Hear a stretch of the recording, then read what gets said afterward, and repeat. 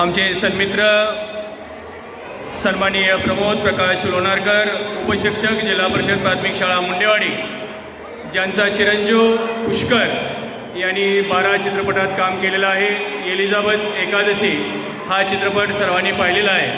असे तब्बल 1 नाही 2 नाही तर 12 चित्रपट त्यांनी साकारलेले आहेत. आणि त्याचे पिताश्री सन्माननीय प्रमोद प्रकाश लोणारकर यांना मी आमंत्रित करतोय की आपण या ठिकाणी मार्गदर्शन करायचं आहे.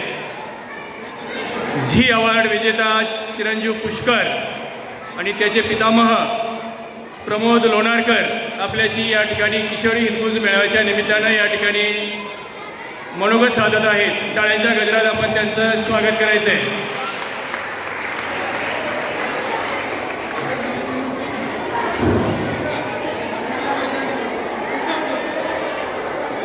सगळेजण जेवले का? सगळे जेवलेले आणि फक्त हात वर करा. हात खाली घ्या. ज्याचं मनासारखं जेवण झालं त्यांनी उजवा हात वर करा.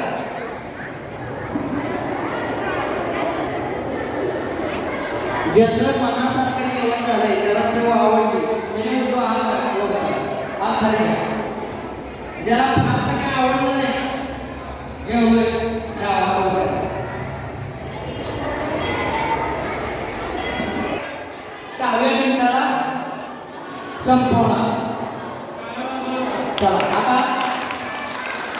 आता वर्गात बसतो आणि या उत्तर प्रदेश राज्यात आता यावर काही एका छोट्या कुटुंबामध्ये जन्मलेली एक मुलगी, तिचं नाव अरुणिमा. काय नाव सांगितलं तिचं मी?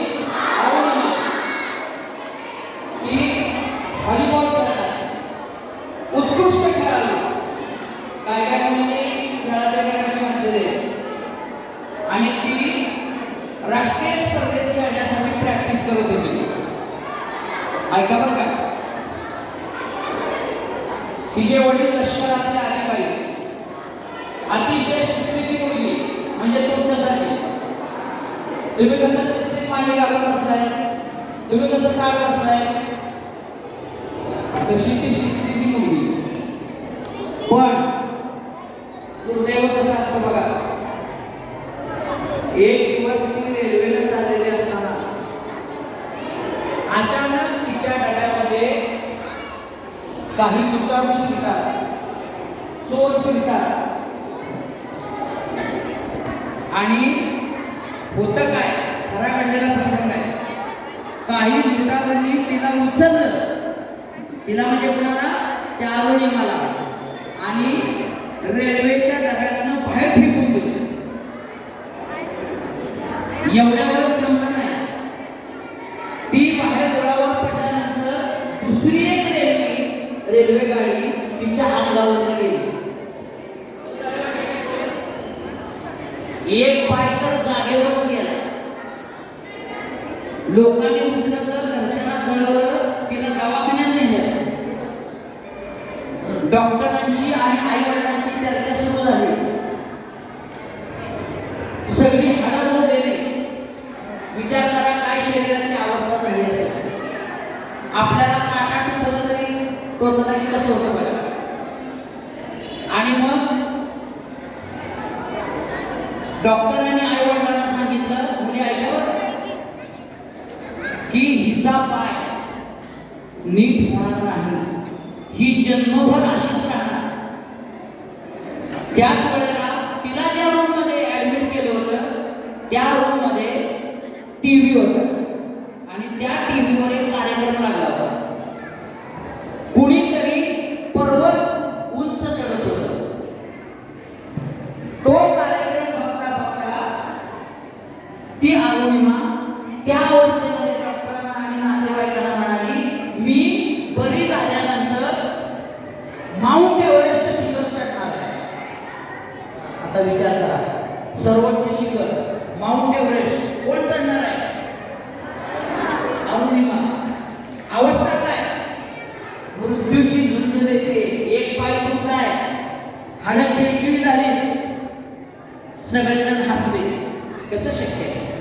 ही उठून बसणं शक्य नाही आणि उंच डोंगर चढणार, पर्वत चढणार. लक्षात ठेवा, जिद्द नावाची एक गोष्ट असते. मी काय म्हणतो मला मोठ्या नाही का?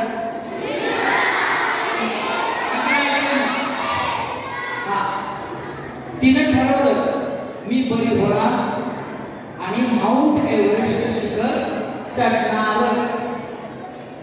तिच्या इच्छाशक्तीमुळे शरीराला सुद्धा झुकावं लागलं. सलग 2 वर्ष रोज 8 तास खोटा पाय लावून, त्याला कृत्रिम पाय म्हणतात, तिनं प्रॅक्टिस करायला सुरुवात केली. खोटा पाय लावून रोज किती तास? 8 तास. आपण अभ्यास किती वेळ करतो? काही मिनिटं. इतकी प्रॅक्टिस केली, तुम्हाला आश्चर्य वाटेल. मी सांगितल्यानंतर तुम्ही हमखास टाळा वाजवणार. सांगितल्यानंतर म्हणतो अरुणिमाने सर्वोच्च शिखर, कडाक्याच्या थंडीत एव्हरेस्ट शिखर पूर्ण चढाई यशस्वी केली आणि त्या शिखरावरती भारताचा तिरंगा ध्वज फडकावला.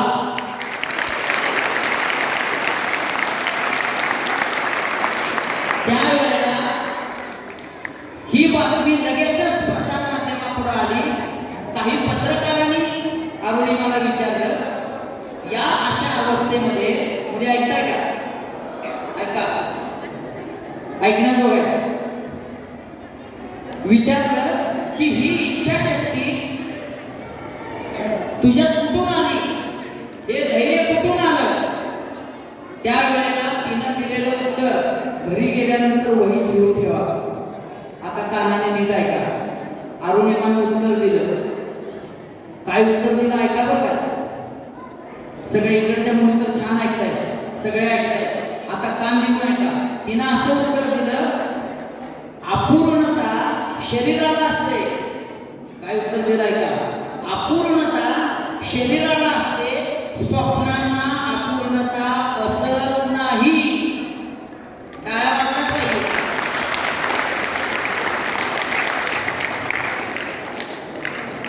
तिनं एक स्वप्न बघितलं, दवाखान्यात रुग्णालयामध्ये स्वप्न बघितलं की मी माउंट एव्हरेस्ट सर करणार आणि जगातली ती पहिली स्त्री ठरली, दिव्यांग स्त्री, की जिनं माउंट एव्हरेस्ट शिखर सर केलं.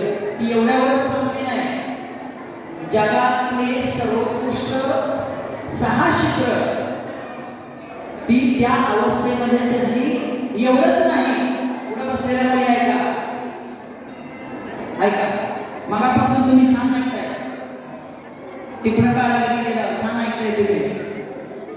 तिनं अरुणिमा फाउंडेशन नावाची एक संस्था चालू केली आणि त्या संस्थेमार्फत गरीब घरातल्या, शरीर ज्यांचं साथ देत नाही पण इच्छाशक्ती आहे, त्यांच्यासाठी ही संस्था काम करू लागली. लक्षात घ्या, आपल्याजवळ जर जिद्द असेल, आता आपल्याला शाळेत नाही येताना सांगितलं असेल की इथं येऊन आपल्याला बसायचं आहे,